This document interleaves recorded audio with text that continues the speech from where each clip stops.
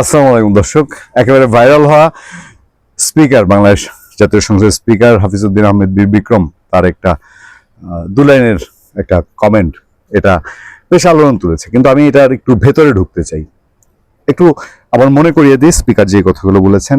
এনসিপির নেতা, তাদের দক্ষিণাঞ্চলের মুখ্য সমন্বয়ক, এবং এবার মোটামুটি ফাঁকা মাঠে গোল দেওয়া একসময় ডক্টর ইউনূস সরকারের মবের রাজ্যের ভাইব্রেন্ট তারকা, আমি আর মবের কারিগর বললাম না, মবের অন্যতম সেনাপতি বললাম না, হাসনাত আবদুল্লাহ সম্পর্কে স্পিকার বলেছিলেন যে this is not Shahbag square, mister Abdullah. Hasnat আবদুল্লাহকে স্পিকার আবারও ছোট্ট করে মনে করাই, সংসদে জাতীয় নাগরিক পার্টি এনসিপির সংসদ সদস্য মোহাম্মদ হাসনাত আবদুল্লাহ, নামের আবার একটা ব্যাপার আছে।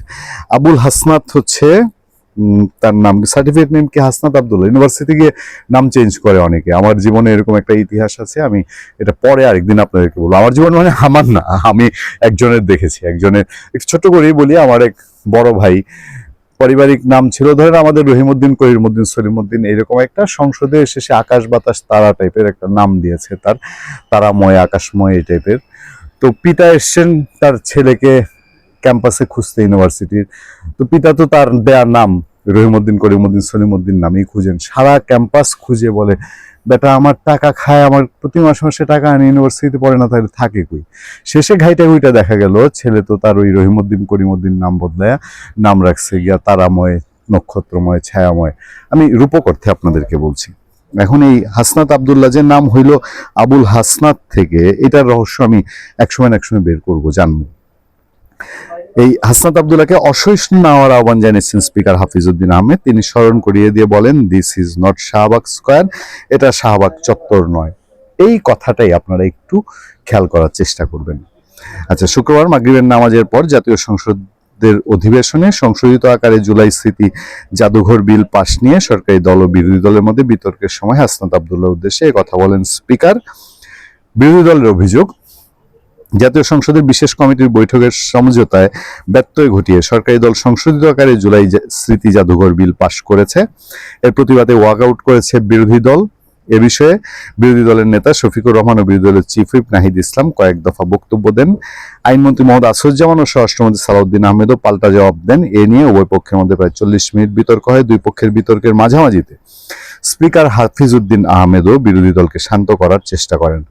এ প্রসঙ্গে তিনি অতীতের সংসদ ও বর্তমান সংসদের তুলনা করেন। অতীতের তুলনায় বর্তমান সংসদে খুবই সহযোগিতামূলক, প্রাণবন্ত ও কার্যকর বলে অভিহিত করেন। স্পিকারের বক্তব্যের সময় জুলাই আন্দোলনের সম্মুখ সারির নেতা ও এনসিপি সংসদ সদস্য হাসনাত আবদুল্লাহ নিজ আসন থেকে দাঁড়িয়ে সরকারি দলের ভূমিকার প্রতিবাদ জানান, হইচই করতে থাকেন। এ সময় স্পিকার হাসনাত আবদুল্লাহকে উদ্দেশ্য করে বলেন, এত অসহিষ্ণু হলে চলবে না mister Abdullah, this is not Shahbag square, this is parliament.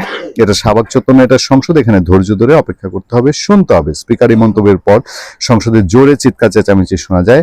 এর মধ্যে স্পিকার কথা বলতে থাকেন। তিনি বলেন, এখানে মৌখিক কথা বলার স্কোপ খুবই কম, নোটিশ দেবেন, আমরা তা আমলে নেব। হাসনাত আবদুল্লাহরা শাহবাগ চত্বরেরও আসলে নায়ক বলবো কিনা, শাহবাগ চত্বরেরও কিং মেকার না।